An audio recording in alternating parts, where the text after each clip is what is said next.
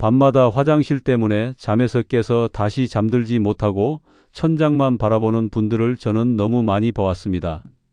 그래서 더 이상 가만히 있을 수 없었습니다.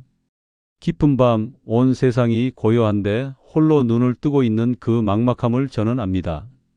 화장실 다녀와서 다시 누웠는데 잠은 오지 않고 이불만 뒤척이다가 새벽 시계만 확인하게 되는 그 답답함을 저는 정말 잘 알고 있습니다.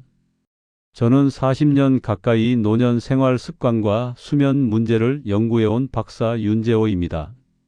대학에서 수면과 생활 리듬을 가르치면서 동시에 지역 노인복지관과 건강센터에서 상담도 해왔습니다. 그러면서 만난 분들이 정말 많았고 그중 절반 이상이 바로 이 밤중 화장실 문제로 고통받고 계셨습니다. 처음엔 저도 이게 단순히 신체적 문제라고만 생각했습니다. 방광이 약해졌거나 전립선에 문제가 있거나 아니면 나이가 들면서 어쩔 수 없는 변화라고만 여겼죠. 하지만 수천 명의 사례를 분석하고 추적 관찰하면서 깨달았습니다. 이건 단순히 몸의 문제가 아니라 생활 습관의 문제였습니다. 밤중에 화장실 가는 문제를 그냥 나이 들어서 그렇다고 넘기다 보면 몸보다 먼저 마음이 무너지는 경우가 많습니다. 잠을 제대로 못 자니 낮에 기운이 없어지고 외출하기도 두렵고 사람 만나기도 귀찮아지고 결국 집 안에만 계시게 됩니다. 그러면 우울감이 찾아오고 활력도 떨어지죠. 오늘 제가 말씀드릴 이야기는 약도 아니고 특별한 기계도 아닙니다. 오늘 밤부터 바로 바꿀 수 있는 이야기입니다. 여러분이 지금까지 무심코 해오던 작은 습관들, 그걸 조금만 바꾸면 밤이 달라집니다. 정말입니다. 저는 지난 40년 동안 이 문제를 집요하게 파고들었습니다. 왜 어떤 분들은 밤에 한 번도 안 깨는데 어떤 분들은 서너 번씩 깨는지 그 차이가 어디서 오는지 밝혀내고 싶었습니다. 그 결과 찾아낸 것들이 오늘 말씀드릴 내용입니다. 이 내용 공감되신다면 끝까지 함께해 주세요. 여러분의 밤이 달라질 수 있는 구체적인 방법들을 하나하나 짚어드리겠습니다. 몇 해 전 이야기입니다. 지인의 어머님이셨는데 이른이 넘으시면서부터 밤마다 두세 번씩 꼭 깨셨다고 합니다. 처음엔 그러려니 했답니다.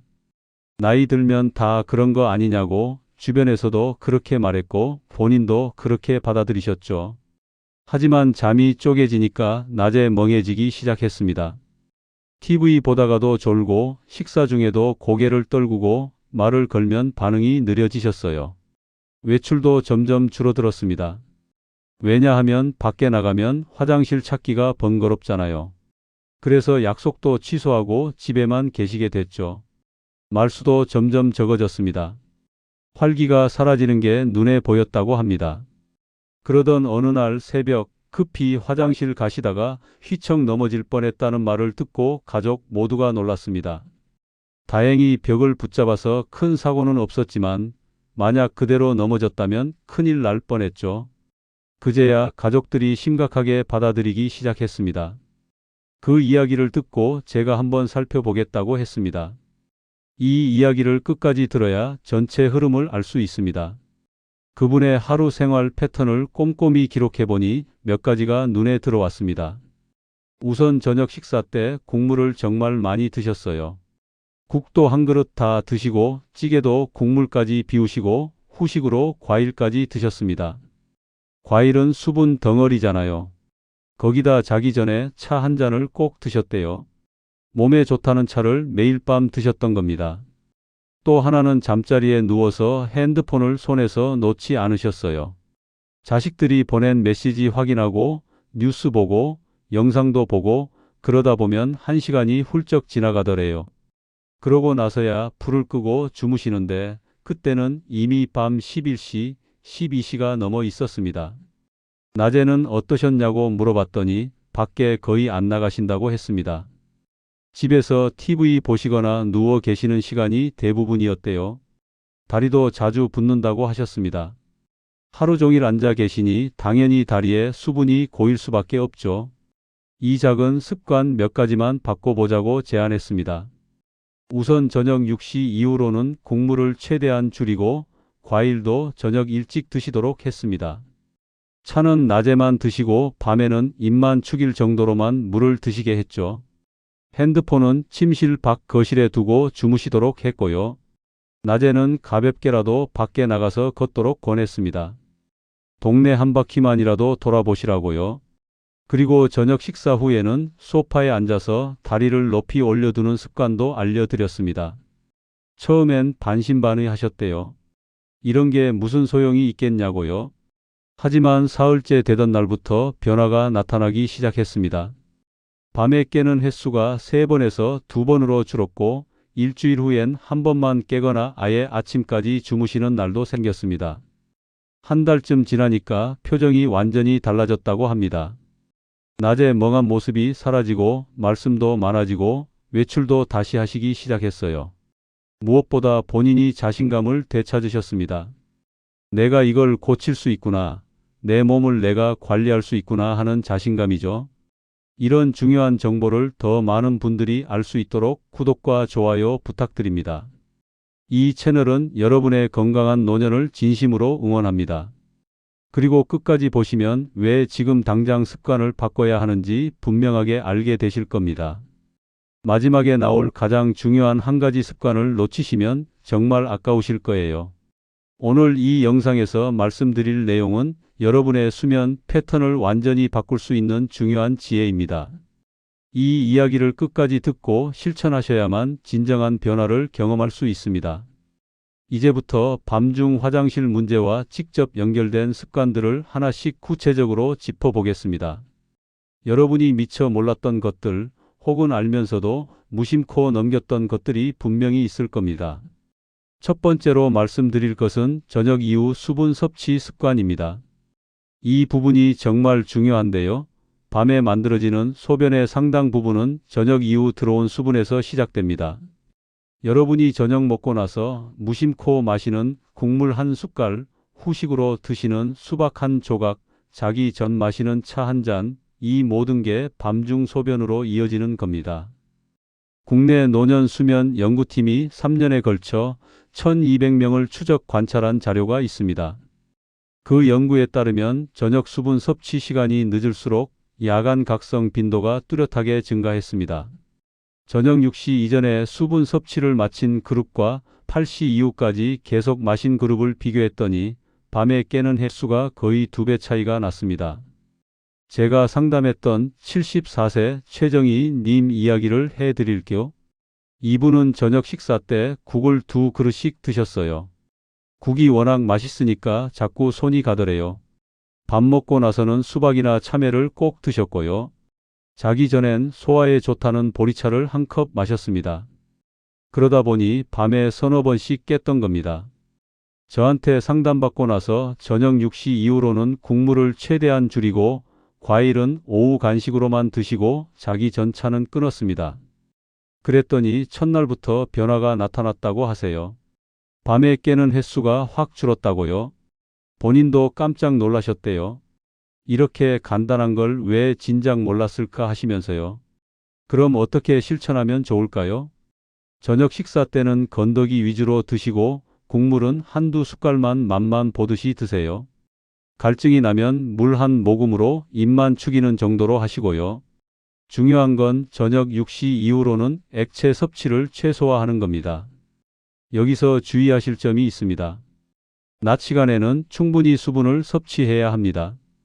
낮에 물을 안 마시면 탈수가 올 수 있거든요. 오전부터 오후 4시, 5시까지는 충분히 드시되 그 이후부터는 줄여나가는 겁니다. 균형이 중요합니다. 혹시 저녁에 무심코 넘기는 국물 한 숟갈 있으신가요? 그게 바로 여러분의 밤잠을 깨우는 주범일 수 있습니다. 두 번째는 다리 붓기 관리입니다. 이건 많은 분들이 간과하시는 부분인데요. 낮 동안 다리에 고인 수분이 밤에 소변으로 바뀝니다. 하루 종일 앉아 계시거나 서 계시면 중력 때문에 수분이 다리로 내려가서 고이게 됩니다.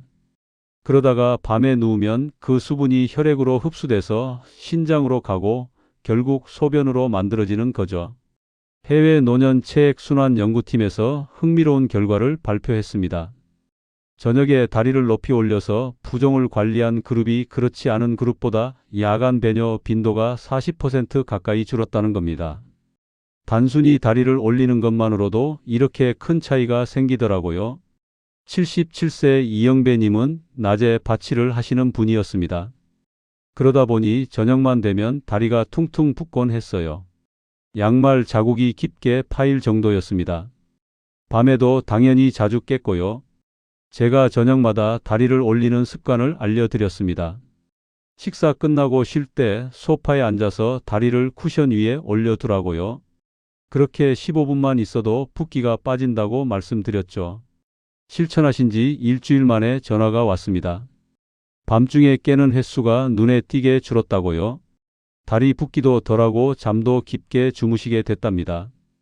이렇게 간단한 방법이 이렇게 큰 효과가 있을 줄 몰랐다고 하시더라고요. 실천 방법은 간단합니다. 저녁 식사 후에 소파나 침대에 편하게 앉으세요. 그리고 다리를 쿠션이나 의자 위에 올려서 심장보다 높은 위치에 두세요.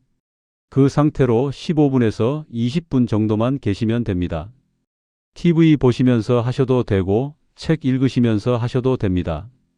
다만 주의하실 점은 답답하거나 호흡이 불편하면 즉시 중단하셔야 합니다. 너무 높이 올리거나 너무 오래 하시면 오히려 불편할 수 있거든요. 편안한 정도로만 하시면 됩니다. 저녁에 TV 보실 때 다리는 어디에 두고 계신가요?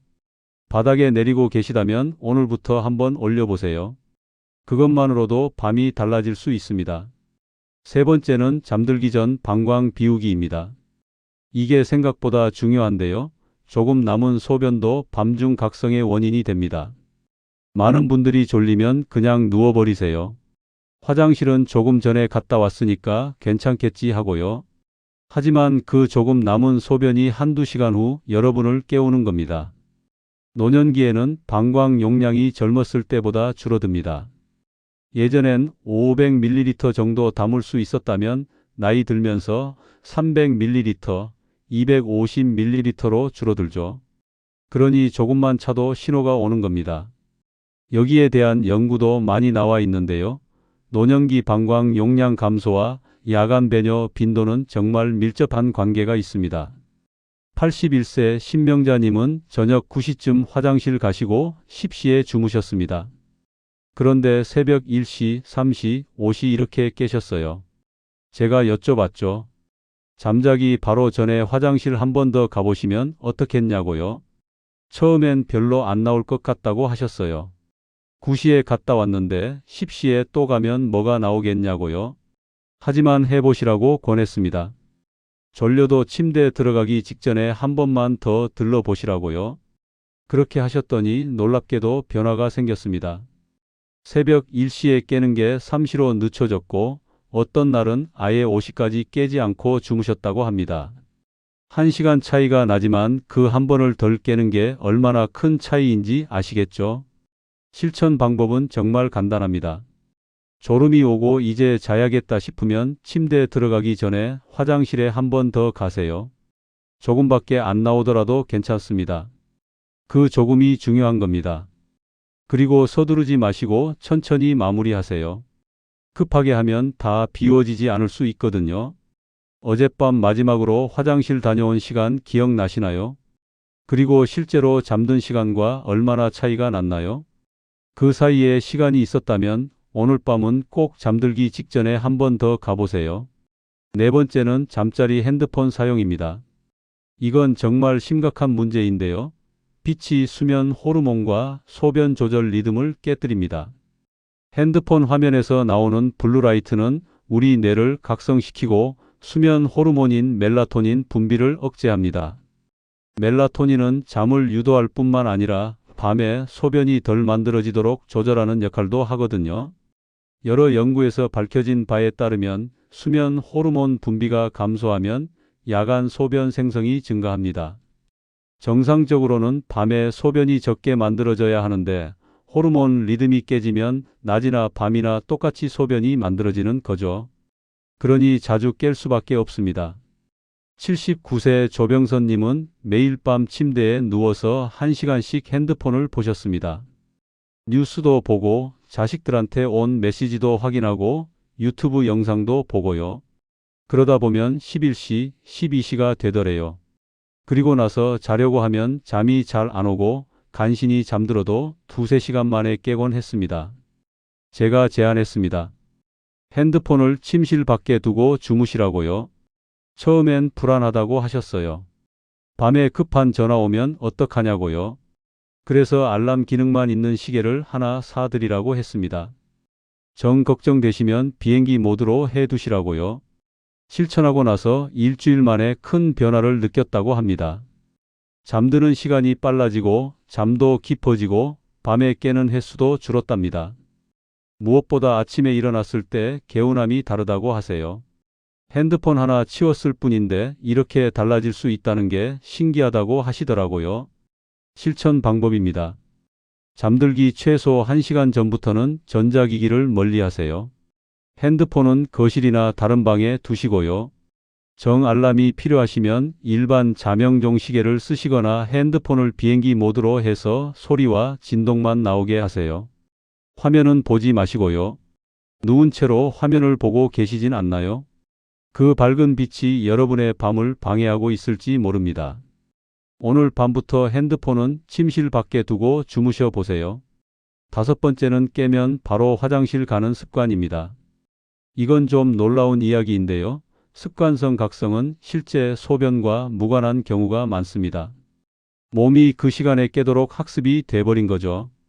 매일 새벽 2시에 깨서 화장실 가는 게 반복되다 보면 방광이 가득 차지 않았어도 그 시간이 되면 눈이 떠지는 겁니다. 조건화된 야간 각성에 대한 연구가 있습니다. 이건 행동 심리학에서 많이 다루는 주제인데요. 특정 시간에 특정 행동을 반복하면 그게 습관으로 굳어진다는 겁니다. 좋은 소식은 이게 훈련으로 줄일 수 있다는 거예요. 몸이 학습한 거니까 다시 학습을 시키면 됩니다. 72세 문춘자님은 매일 새벽 2시 30분이면 정확하게 눈이 떠졌습니다. 시계를 안 봐도 알 수 있을 정도로 정확했대요. 깨면 자동으로 일어나서 화장실 가고 다시 누워도 잠이 안 와서 한참을 뒤척이곤 했습니다. 제가 물었습니다. 정말 급하게 마려운 거냐고요? 그랬더니 생각해보니 그렇게 급하진 않았대요. 그냥 깨니까 가는 거였다고 하시더라고요. 참기 훈련을 권했습니다. 깨더라도 바로 일어나지 말고 누운 채로 호흡에 집중해 보라고요. 천천히 숨 쉬면서 5분만 참아보라고 했습니다. 처음엔 힘들어 하셨어요. 참기가 쉽지 않다고요. 하지만 계속 하시다 보니 5분이 10분이 되고 어느 순간 다시 잠들기 시작했습니다. 한 달쯤 지나니까 새벽 2시 30분에 깨는 빈도가 줄었고 2달째엔 주 3일 정도만 깨고 석 달째엔 거의 안 깨게 됐다고 합니다. 몸의 습관을 바꾼 거죠. 놀라운 변화였습니다. 실천 방법입니다. 밤에 눈이 떠지면 일단 그대로 누워 계세요. 바로 일어나지 마시고 천천히 호흡을 해보세요. 코로 들이쉬고 입으로 내쉬는 걸 반복하면서 5분만 참아보세요. 그래도 정말 급하면 가셔야겠지만 생각보다 다시 잠들 수 있는 경우가 많습니다. 다만 주의할 점은 통증이 있거나 정말 급하게 마려우면 무리하지 마세요. 방광에 무리가 가면 안 되니까요. 이건 어디까지나 습관성 각성에만 적용되는 방법입니다. 깨자마자 자동으로 움직이고 계시진 않나요? 한번 호흡에 집중해 보세요. 생각보다 다시 잠들 수 있을지도 모릅니다. 이제 이 5가지 습관들을 어떻게 더 안전하게 적용할 수 있을지 조금 더 확장해서 말씀드리겠습니다. 실천하실 때 도움이 될 구체적인 팁들을 준비했습니다. 앞에서 말씀드린 5가지 원인들을 이제 어떻게 실제 생활에 적용할지 구체적으로 말씀드리겠습니다. 제일 중요한 건 모든 방법을 한 번에 다 바꾸려 하지 않아도 된다는 겁니다. 그렇게 하면 오히려 부담이 돼서 작심삼일로 끝나기 쉽거든요. 무리한 변화는 오히려 스트레스를 만듭니다. 스트레스를 받으면 잠이 더 안 와요. 그러니 천천히 하나씩 바꿔가는 게 중요합니다. 오늘은 수분 섭취만 조절해 보시고 일주일 후에 다리 올리기를 추가하시고 그런 식으로 단계적으로 접근하세요. 하루에 한 가지만 선택하셔서 일주일 정도 실천해 보세요. 몸에 익숙해지면 그 다음 걸 추가하시면 됩니다. 급할 필요 없습니다. 중요한 건 꾸준함이에요. 하루 이틀 하다 말면 소용없지만 한 가지라도 꾸준히 한 달만 하시면 분명 변화가 느껴집니다. 오늘 밤 딱 하나만 고른다면 무엇이 좋을까요? 제 경험상 가장 효과가 빠른 건 저녁 수분 섭취 조절입니다. 이건 당장 오늘부터 할 수 있고 효과도 바로 나타나거든요. 저녁 6시 이후 국물과 차를 줄이는 것만으로도 내일 아침 차이를 느끼실 수 있을 겁니다. 그 다음으로 추천드리는 건 잠들기 전 방광 비우기입니다. 이것도 아주 간단하면서 효과적이거든요. 이 두 가지만 실천하셔도 밤중 화장실 횟수가 확실히 줄어들 겁니다. 또 하나 중요한 게 있습니다. 낮 활동량입니다. 낮에 활동량이 적으면 밤에 더 쉽게 깹니다. 이게 왜 그러냐면 우리 몸은 낮에 활동하고 밤에 쉬도록 설계되어 있거든요. 낮에 몸을 안 쓰면 밤에도 깊은 잠에 들기 어려워요. 얕은 잠을 자게 되고 그러면 작은 신호에도 쉽게 깨는 겁니다. 하지만 무리한 운동은 피하셔야 합니다.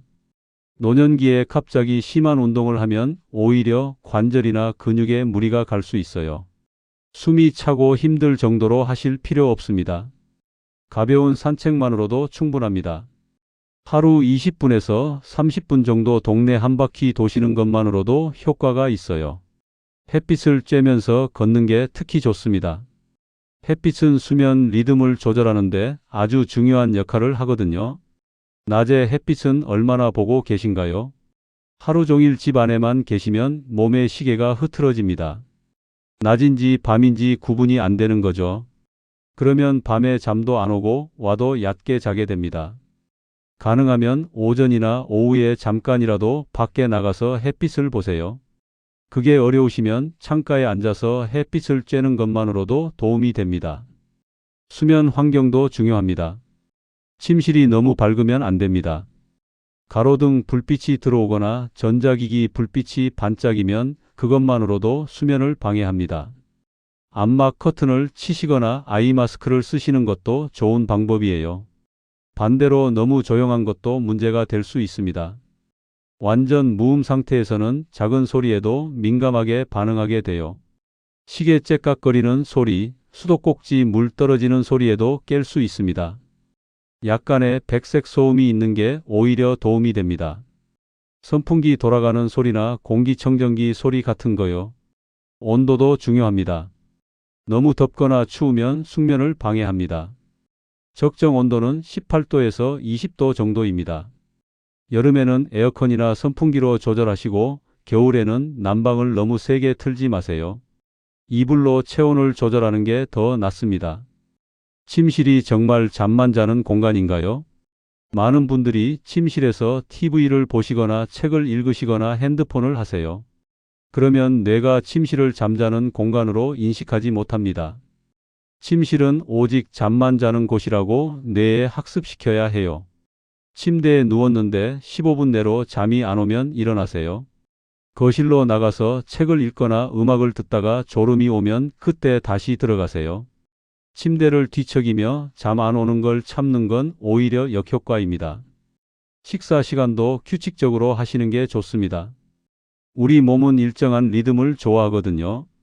매일 비슷한 시간에 일어나고 비슷한 시간에 식사하고 비슷한 시간에 잠들면 몸의 시계가 안정됩니다. 주말이라고 늦잠 자거나 식사 시간을 마구 바꾸면 리듬이 깨져요. 저녁 식사는 잠들기 최소 3시간 전에 마치세요. 배가 부른 상태로 누우면 소화가 안 되고 역류도 생길 수 있어요. 그러면 잠을 잘 수가 없죠. 가볍게 드시고 일찍 드시는 게 좋습니다. 카페인도 주의하셔야 합니다.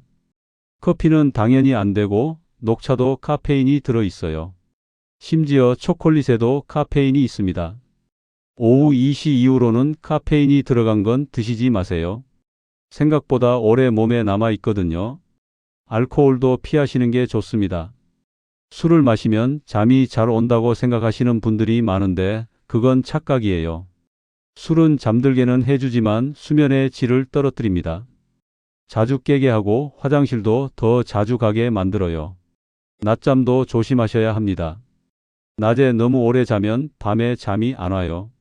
낮잠을 꼭 주무셔야 한다면 오후 3시 이전에 20분 이내로만 주무세요. 그 이상 자면 밤잠을 방해합니다. 스트레스 관리도 중요합니다. 걱정거리가 있으면 잠이 안 오고 잠들어도 자주 깨요. 잠들기 전에는 걱정을 내려놓으세요. 명상을 하시거나 편안한 음악을 들으시면 도움이 됩니다. 호흡에 집중하는 것만으로도 마음이 진정됩니다. 약에 의존하는 건 최대한 피하세요. 수면제는 단기적으로는 도움이 될 수 있지만 장기적으로는 의존성이 생기고 효과도 떨어집니다. 무엇보다 근본적인 해결책이 아니에요. 생활 습관을 바꾸는 게 진짜 해결책입니다. 혹시 지금 약을 드시고 계시다면 절대 갑자기 끊으시면 안 됩니다.